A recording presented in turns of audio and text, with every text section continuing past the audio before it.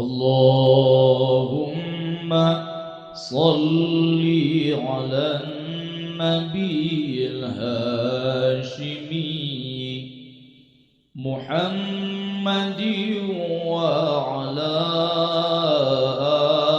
alihi wa sallim taslima. Indonesia khususnya masih puluhan juta orang yang belum mengenal torikot, apalagi menjadi pengamal torikot. Apa sih ruginya pejajan? Yuk kita ngomong ruginya ndak belajar torikot. Satu, kalau orang ndak bisa berenang tapi pengen nyebrang, ndak ada jembatan, kita pengen nyebrang padahal kita nggak bisa berenang, maka ilmunya sebut ilmunya belajar boleh. Ada lagi cara lain, minta tambang pada orang di seberang sana. Di seberang sana ada orang tambang, dilempar dari sana, tak pegang, lalu kita berenang, keceplak keciplung, ditarik oleh dia sampai orang belajar tarekat kayak kita ini kelompok keceplak kecimplung, pengen menyeberangi hidup di dunia, ingin menyeberang kepada ridho Allah, sedangkan tidak punya kemampuan. Ya, bahwa dunia adalah bahrun amik, lautan yang sangat dalam, gadgari kopihi kullu unas, banyak manusia yang tenggelam. Faltakun sapinatu kafihi taqwallah, maka kapalmu adalah takwa kepada Allah kalau mampu. Kalau belum, maka caranya orang yang belajar tarekat itu, walaupun kita orang sedikit pengetahuannya, belum baik akhlaknya, maka kita berpegang pada tali hablum minallah melalui guru, ditariklah kita oleh dia. Ini keuntungannya, saudaraku.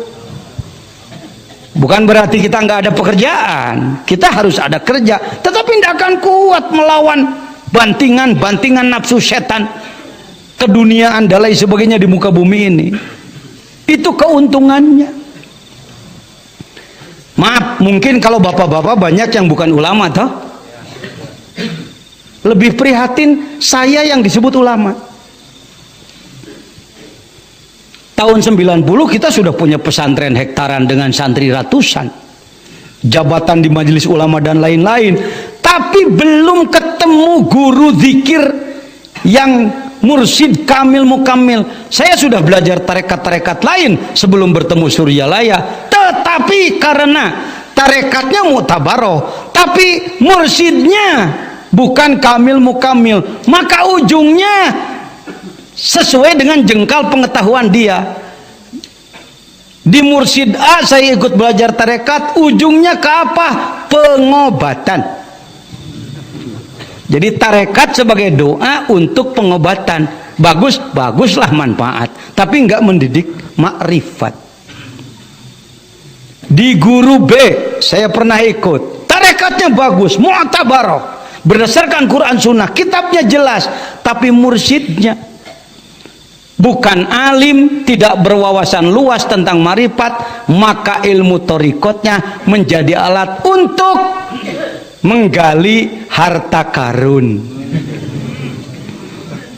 Ini bukan sedang menjelekkan, bukan sedang di depan Anda bicara, ini direkam nanti disidikan, tersebar kemana-mana. Saya harus bertanggung jawab ngomong begini. Ini bukan sedang menjatuhkan, pengalaman seorang murid berkelana mencari guru. Ke situ lagi tarekat C, saya karena dianggap baik mungkin oleh beliau sampai diangkat wakil. Tarekatnya bagus, anfasiyah. Setiap napas diisi. Tapi karena mursyidnya wawasannya bukan berwawasan mulki malakut jabarut lahut, bukan wawasan ruhul qudsi, maka amalannya menjadi ilmu kanuragan. Kalau sudah mengamalkan ilmu tersebut, tidak mempan golok, tidak mempan senjata tajam. Jadi latihannya itu bukan zikir seperti kita setiap pada sholat, tetapi latihannya sambil jurus.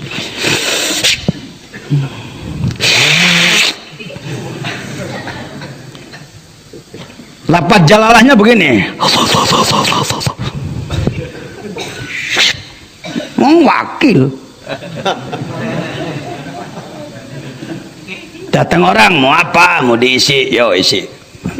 Ambil peniti lalu dicoblos, kalau diambilkan Asmaul Husna nanti tangannya muter sendiri. Itu nyata, itu muter sendiri. Nanti dia tangannya jatuh di salah satu Asmaul Husna, bagian dia waris disebutnya. Oh, kamu warisnya As-Sabur, saya warisnya Ya Wahidul Ahad dulu. Ada yang warisnya Ya Wahab dan lain-lain. Lalu diisi saum sekian hari.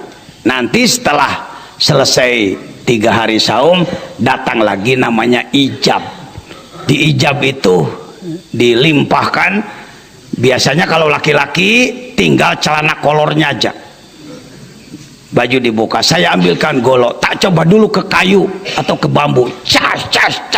Lalu kita hantam, kita cecar badannya 70 kali itu biasa. Lulus. Masuk lagi. Lulus. Nah, keluar dari situ mungkin yang bicara di dalam harusnya zikir ngusir setan, ini zikir malah jadi speaker setan. Kamu sekarang sudah gagah, ayo cepet cari lawan. Maka murid saya kemana-mana cari musuh untuk berantem. Kalah lagi. Satu orang berantem di Purabaya, benjot-benjot banyak. Dia ngomong, saya benjot-benjot. Ya kamu salah, wong dikir dipakai cari musuh untuk berantem. Ini Pak, ini sekarang laku gini-ginian di Indonesia ini. Pengikutnya ribuan Pak. Yang berbondong-bondong kemana-mana itu rata-rata cari berkah itu. Datang ke makam-makam para wali juga cari berkah itu. Pak Jejen, saya juga ke Suryalaya cari berkah. Kalau gitu salah dong, nanti dulu. Ada cari barokah, mengejar buah barokah, pohon takwanya ndak diurus. Kalau ke Suryalaya pengen buah barokah tapi ngurus pohon takwa. Ini garis bawah ini mungkin tidak ditemukan kalau oleh orang yang kurang berpikir. Jadi Suryalaya tidak meninggalkan barokah, tetapi tidak mendidik orang untuk ngejar-ngejar barokah. Ya, kebanyakan orang kemana-mana ngejar barokah. Artinya biar aku ndak takwa, yang penting kaya. Biar aku ndak takwa, yang penting banyak harta.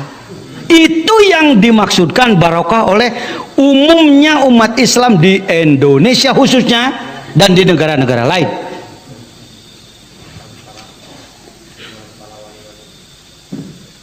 Kamu akan mendapatkan barokah, tapi ini ajimahnya cuma 5 juta. Pak Jejen nyindir orang, wong aku mantan. Kalau mantan ngomong testimoni pembuktian, nggak nuduh orang. Masih banyak kok orang yang sudah ke Suryalaya juga masih cari jimat. Mana orangnya, nggak usah ditunjuk lah. Raut muka aja udah kelihatan.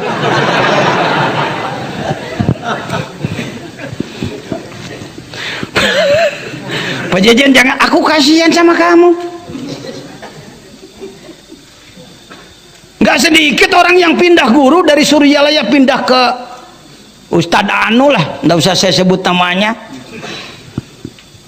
Kalau ditanya kenapa pindah, habis Suryalaya tumpul sih. Udah berapa tahun saya belajar gini-gini aja. Tapi ketika saya hadir ke guru Anu, wah hebat, hawariknya luar biasa. Wang ustadznya memperlihatkan kehebatan di depan jamaah. Itulah kalau tarekat dibawa oleh bukan alim, atau mungkin bukan tarekat. Saya pernah jadi orang seperti itu. Kalau ketemu orang saya perlihatkan kehebatan, keluar biasaan. Orang percaya bener. Kenapa jimat saya laku dulu? Nggak dicoba ke badannya, cukup kalau menunjukkan ini jimat luar biasa. Satu, tempelkan ke ayam, tak tembak ayamnya, yes, lalu nggak tembus mimisnya, orang udah percaya banget. Wah, betul. Itu cara mencobanya. Jangan ditiru di rumah. Don't try at home.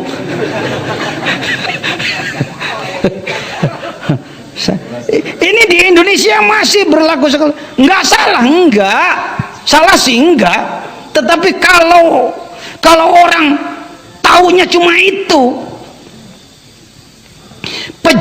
pejabat pemerintahan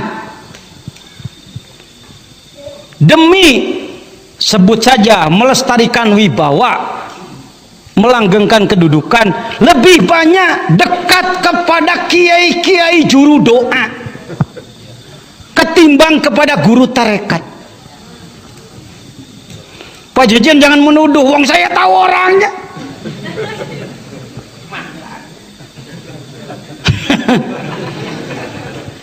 Coba tuh datangi Kiai Anu tuh, doakan supaya saya gini. Yang dicari adalah barokahnya, bukan takwanya. Maka Indonesia merdeka sudah 60 tahun lebih, negara kaya tapi rakyatnya banyak sengsara, negara subur tapi masih belum makmur. Penyebabnya adalah karena di otaknya yang dikejar barokah tanpa kejelasan prolog. Ini Pak, keluar biasaan Suryalaya secara ilmiah. Kalau saya tulis menjadi disertasi doktor ini, saya teliti dari tarekat-tarekat, puluhan tarekat, dari sekian guru-guru hikmah. Oh, kenapa saya tahun 85 datang lalu ngilang lagi 5 tahun? Karena dulu saya melihat Suryalaya ini apa kelebihannya. Wong abahanom, orang tua kiai gitu-gitu aja. Nggak pernah abah di depan saya, oh jangan lihat ya, ini salah satu karomah abah ya, umpama apalah yang aneh-aneh sedikit. Enggak, nunduk. Wah, beliau yang diajar zikir saya bager. Jadi saya dulu nggak sesuai yang saya cari, yang luar biasa. Wong saya sudah jadi kiai, wong santri kita sudah ratusan, sudah dihormati orang, kita sudah punya jabatan. Wong datang ke orang cuma begitu, ngapain? Wajar kalau orang lain hari ini nggak berbondong-bondong ke Suryalaya, karena memang abah bukan demonstran memperlihatkan kehebatan-kehebatan. Saya sendiri tertipu dulu. Saya katakan tahun 85, udahlah nggak usah ke situ lagi, nyari lagi guru. Tak Madura, Jawa Tengah, Jawa Timur, Jogja dan lain-lain, terus keliling, ketemu dengan guru-guru hebat luar biasa dengan segala khawariknya. Saya ikuti, saya pun ikut khawarik. Oleh orang disebut wah luar biasa. Tapi ada satu pertanyaan, setelah saya oleh beliau diangkat sebagai murid lulus ya, murid mumtaz, murid yang berhasil sukses, bahkan menjadi wakil dari beberapa guru-guru besar. Ada satu pertanyaan yang menggelitik. Bicarakan apa jangan nih? Udah lewat ya? Tuh jamnya aja mati. Satu yang jadi menggelitik saya adalah saya sholat subuh sering kesiangan. Jangankan berjamaah awal waktu di masjid, sholat subuh kesiangan. Tapi orang tidak berani menyalahkan saya. Karena begitu orang mau menyalahkan saya, Kiai kenapa? Kok sholat subuhnya kesiangan? Naumul alim khairum min ibadatil jahil. Tidurnya orang ahli ilmu lebih besar pahala daripada orang bodoh ibadah. Kata orang, iya benar juga ya. Itu alat keprok itu, dalil keprok itu, supaya orang nggak ngeritik gitu. Ada yang lebih gila daripada saya. Hari Jumat bukannya ke masjid malah masuk kamar dia tidur, tapi bukan saya itu. Bukan saya. Begitu ditanya kenapa Syekh malahan masuk kamar, aku sholat Jumat di Masjidil Haram. Pokoknya saya kalau ilmu-ilmu nipu jago lah.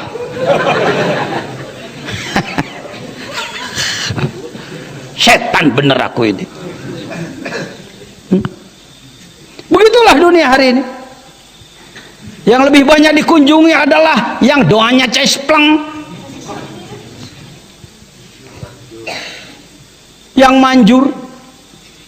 Dengan hormat silahkan, kalau anda memang sangat memerlukan, saya tidak menghalangi, tetapi jangan sampai menganggap bahwa itulah ilmu Islam tertinggi.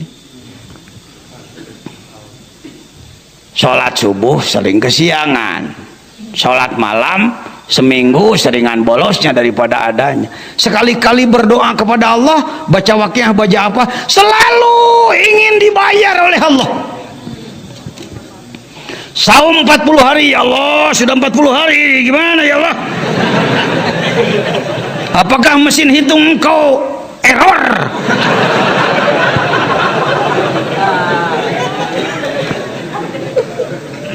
Pak, fenomena sebelum belajar zikir torikot dibimbing oleh mursyid Kamil Mukamil, kita selalu jual amal pada Allah. Kalau berhubungan dengan Allah, ngatur Tuhan. Ayo rasakan sendiri anda, jujur aja. Allah, panjangkan umur saya, jangan dipendekkan ya. Awas ya. Dah. Kok jadi Tuhan gak mau nurut sih? Allah, rezeki yang banyak, jangan diberi yang sedikit ya. Jadi yang dituntut adalah hak kita, menuntut terus kepada Allah. Itu kelakuan saya Pak, dan masyarakat dididik seperti itu. Dengan adanya pendidikan dari Pangarsa Abah, 5 tahun kemudian tahun 90 saya sudah capek mencari guru, ingin mencari guru yang mendidik ikhlas. Sulit menemukan. Kalau saya nggak menemukan nanti dianggap salah. Sulit menemukan. Akhirnya kembali lagi ke Pangarsa Abah. Assalamualaikum, waalaikumsalam. Ajengan semuhun. Tos beres. Saya nggak bosen mankobah ini. Sudah selesai, sudah Pak. Selanjutnya saya menyerahkan diri ke Abah. Apa jawaban beliau? Nggak ada menyoraki, nggak ada kata-kata begini. Nah makanya ngapain kemana-mana tolol? Nggak ada kata-kata seperti itu. Kamu sih dari dulu malah lepas kemana-mana. Nggak ada kalimat tayyir ngawiwirang seperti itu, udah ada. Beliau bertanya selanjutnya, karena marifat kalbu beliau kepada takdir. Orang ini, si Jejen ini sedang diperjalankan melalui takdirnya, harus seperti itu. Itu yang tidak pernah beliau mencela orang. Sejelek apapun orang, tetap di depan beliau adalah bager sayang, bager sayang. kepada kiai biasa. Saya sebelum belajar zikir, kalau ada orang, Pak Kiai saya ini belum mau sholat, terus bau jahanam, gua bilang.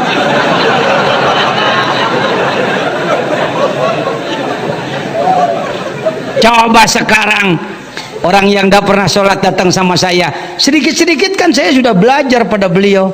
Pak Kiai saya ini nggak pernah sholat, ya nggak apa-apa, yang sudah ya udah, itu tinggal pikirkan ke depan ya, gitu. Lumayan ada perubahan. Dulu aku bukan begitu. Ini lemokan jahanam sih ya. Mursyid begitu, lunak, sejuk, salah jengna nyangakeun. Apa beliau nggak begini, jadi kamu mau jadi murid apa? Nggak ada kata-kata sempral-semprul seperti itu. Ya sama-sama belajar, abah belajar aja dengan abah juga lagi belajar. Itu karomat itu. Seorang yang bermartabat tinggi tapi kata-katanya seperti itu, tawadu, mampu mengendalikan diri, hilang dari kesombongan, itu sudah karomat. Karena biasanya orang yang berkemampuan tinggi sombong, tolak pinggang, nepuk dada. Ini enggak, itu karomat, begitu itu. Aku dulu menunggu yang disebut karomat, abahnya terbang gayawang. Allahu Akbar, si jejen.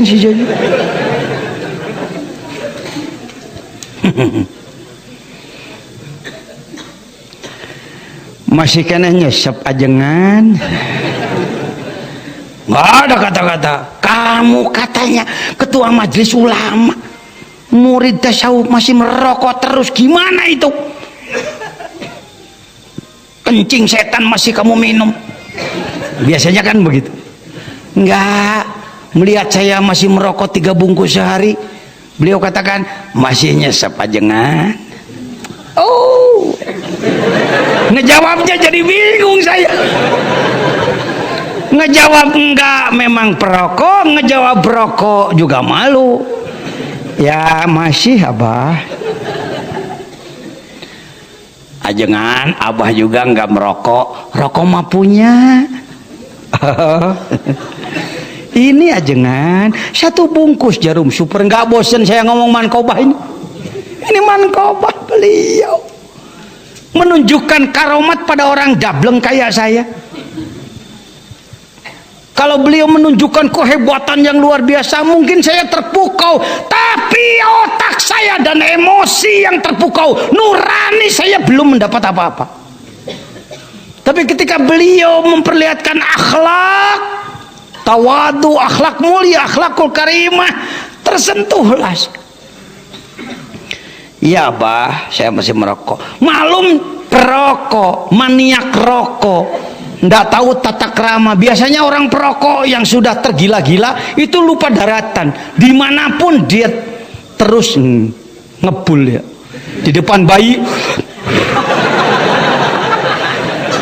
Saya masuk kamar sebelum, pokoknya selain tidur dan sholat, mungkin saya harus nggak boleh lepas dari rokok. Wong kiai banyak yang ngirim lagi.